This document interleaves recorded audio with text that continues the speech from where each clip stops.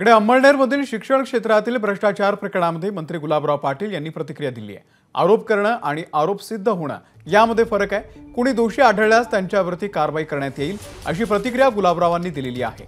तर केंद्रीय राज्यमंत्री रक्षा खडसे, गिरीश महाजन आणि एकनाथ खडसे यांना एकत्र आणण्याचा प्रयत्न करतील असं देखील गुलाबराव पाटील यांनी म्हटलेलं आहे।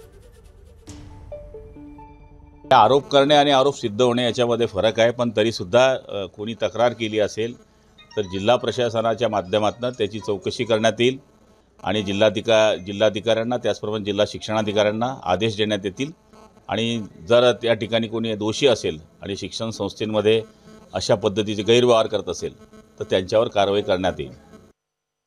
रक्षा खडसेंचं एक वक्तव्य की आता जळगाव जिल्ह्यात 3 मंत्री आहे, आता सगळे जर एकत्र आले तर एकनाथ खडसे एकत्र आले तर जिल्ह्याचा विकास चांगला होऊ शकतो।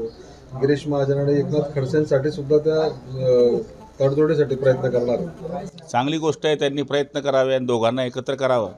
आमची ही सदिच्छा आहे की जळगाव जिल्ह्यातल्या सगळ्या प्रतिनिधींनी ते कोणत्याही पक्षाचे असले तर ज्याप्रमाणे पश्चिम महाराष्ट्रामध्ये किंवा इतर जिल्ह्यांमध्ये एकीकरण दिसते तशी जळगाव जिल्ह्यामध्ये सुद्धा सगळ्या पक्षांच्या माध्यमातून एक राहावं अशी सगळ्यांचीच अपेक्षा आहे, जनतेचीही अपेक्षा आहे। एबीपी माझा, उघडा डोळे बघा नीट।